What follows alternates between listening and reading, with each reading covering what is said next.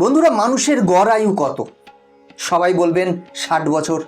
কিন্তু আপনি কি জানেন পৃথিবীতে এমন একটি জাতি আছে যাদের আয়ু 150 বছর? অবাক হচ্ছেন তো? শুধু তাই নয়, এখানকার মহিলারা 60 বছর বয়সেও সন্তানের জন্ম দেয়। হ্যাঁ বন্ধুরা, শুনতে অবাক লাগলেও এটাই সত্যি। এটা হচ্ছে পাকিস্তান অধিকৃত কাশ্মীর, অর্থাৎ পাকিস্তান অকুপাইড কাশ্মীর।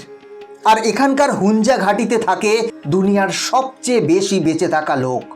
জানলে অবাক হবেন, এই ঘাটিতে থাকা হুঞ্জা সম্প্রদায়ের লোক 150 বছর পর্যন্ত বেঁচে থাকে এবং হুঞ্জা মহিলারা 80 বছর বয়সেও 30 বছরের যুবতীর মতো দেখতে লাগে। এর পিছনের কারণ কি? হুঞ্জা ঘাটিতে থাকা লোক কি খায় যে ওখানকার মহিলারা 60 বছর বয়সেও মা হতে পারে? আর হুঞ্জা ঘাটিতে থাকা এই লোকজন কিসের বংশজ এবং এরা কোন ধর্মকে মানে? বন্ধুরা, আজকে হুঞ্জা জাতি সম্পর্কে সমস্তটা বলবো এই ভিডিওর মাধ্যমে। তাই ভিডিওটা অবশ্যই শেষ পর্যন্ত দেখবেন, কারণ এই ভিডিও থেকে হুঞ্জা জাতি সম্পর্কে অনেক অজানা তথ্য জানতে পারবেন। তাহলে চলুন শুরু করা যাক। বন্ধুরা, নর্মালি মানুষের বেঁচে থাকার গড় বয়স 60 বছর মানা হয়, কিন্তু এখনকার সময়েও কিছু লোক আছে যারা 150 বছর পর্যন্ত বাঁচে, তাও আবার কোনো রোগ ব্যাধি ছাড়াই। বন্ধুরা, 1984 সালে লন্ডনের হিথ্রো এয়ারপোর্টে আব্দুল নামক এক ব্যক্তি পৌঁছয়। এখানে প্রতিদিন হাজার হাজার যাত্রী আসে যায়, কিন্তু আব্দুল সব থেকে আলাদা বেরোলো।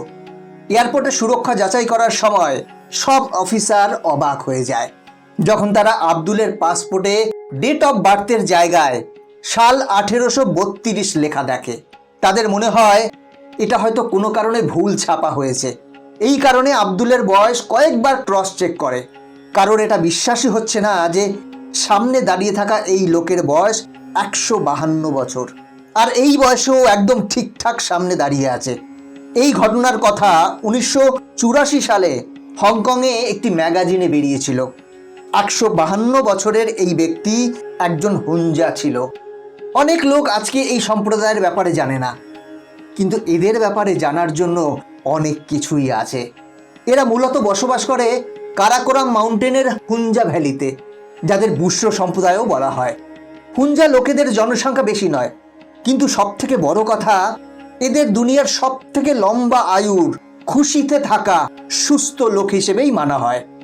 হুঞ্জা লোকেদের সুস্বাস্থ্যের কথাতে বোঝা যায় আজ অবধি হুঞ্জা সম্প্রদায়ের লোকেদের একজনেরও ক্যান্সার হয়নি।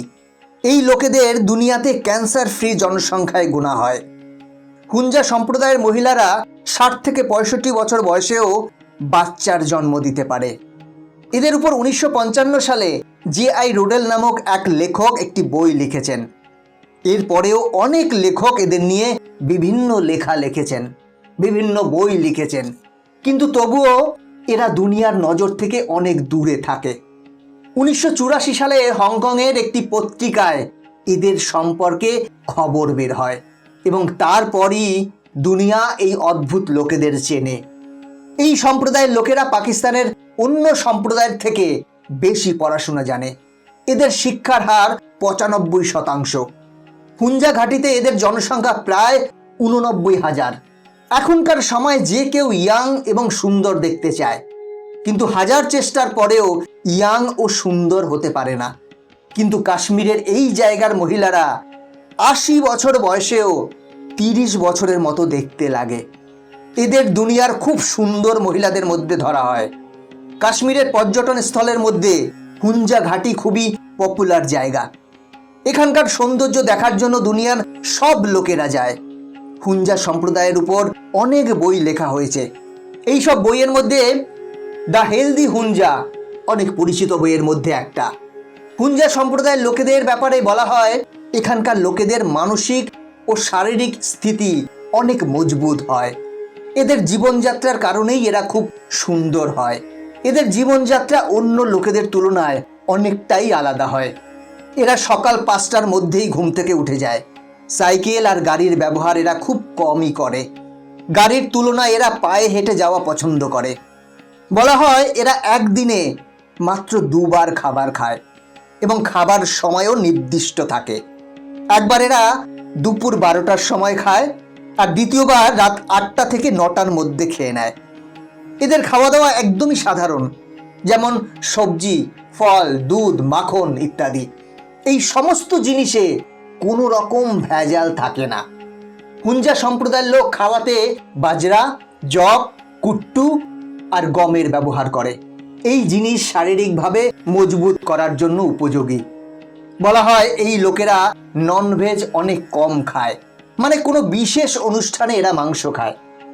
হুঞ্জা সম্প্রদায়ের লোক হিমালয়ের সংলগ্ন এলাকায় থাকে।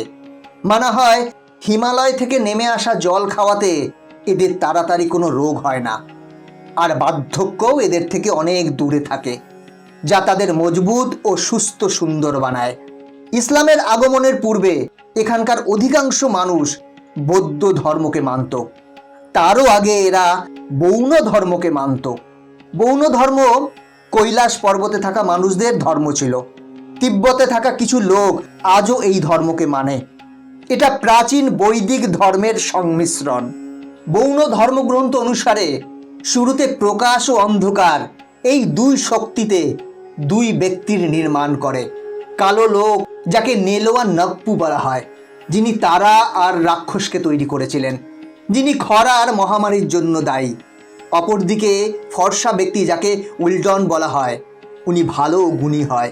উনি সূর্য এবং চাঁদের রচনা করেছিল আর মানুষকে ধর্মের শিক্ষা দেয়। এই দুই শক্তি দুনিয়াতে ভালো এবং খারাপের জন্য বানানো হয়েছে, যা প্রত্যেক ব্যক্তির মনে পাওয়া যায়। বৌদ্ধ ধর্ম অনুসারে এরা বিশ্বাস করে শুরুতে ব্রহ্মাণ্ড একটা শূন্য ছিল। এতে 5 তন্ত্র, পৃথিবী, বায়ু, অগ্নি, জল আর অন্তরিক্ষ তৈরি হয়েছে। অর্থাৎ ব্রহ্মাণ্ডের যে ব্যাখ্যা বৈদিক ধর্মগ্রন্থে আছে, ওটাই বৌদ্ধ ধর্মের লোকও মানে। বৌদ্ধ ধর্মের পরে হুঞ্জা ঘাটির অনেক লোক বৌদ্ধ ধর্ম গ্রহণ করেছিল। মানে এই এলাকায় থাকা সব লোক একসময় সনাতনীই ছিল।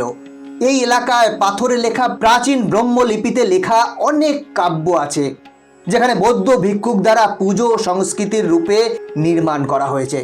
কিন্তু এখন ইসলামিক আক্রমণকারীদের কারণে এখানের অধিকাংশ জনসংখ্যা ইসলামে পরিবর্তন হচ্ছে। অধিকাংশ লোকেদের ইসলামে পরিবর্তন হওয়ার কারণে প্রাচীন বৌদ্ধ চিত্রকে নষ্ট করা হচ্ছে। বৌদ্ধ ধর্মের চিহ্ন, দেবদেবীদের চিহ্ন নষ্ট করে দেওয়া হয়েছে। যেখানে ভারত সরকার প্রাচীন পাহাড়ি লোকেদের সংরক্ষণ দেয়, সেখানে পাকিস্তান নিয়মিতভাবে এই ঘাটিতে থাকা লোকেদের পুরাতন সংস্কৃতির উপর হামলা করছে আর মুছে দিচ্ছে তাদের সংস্কৃতি। কিন্তু আমার বিশ্বাস, হিন্দুস্তানের অভিন্ন অংশ পিওকে একদিন ভারত সরকারের নিয়মের অন্তর্গত হবে এবং ওখানে বসবাসকারী হুঞ্জা লোকেদের জন্য সুখের দিন হবে। বন্ধুরা, আপনাদের কি মনে হয়? কমেন্ট করে অবশ্যই জানাবেন। আজকের ভিডিও এখানেই শেষ করছি। পরবর্তী ভিডিও দেখার জন্য চ্যানেলটি সাবস্ক্রাইব করে বেল আইকনটি প্রেস করে রাখবেন। ভালো থাকবেন, সাথে থাকবেন।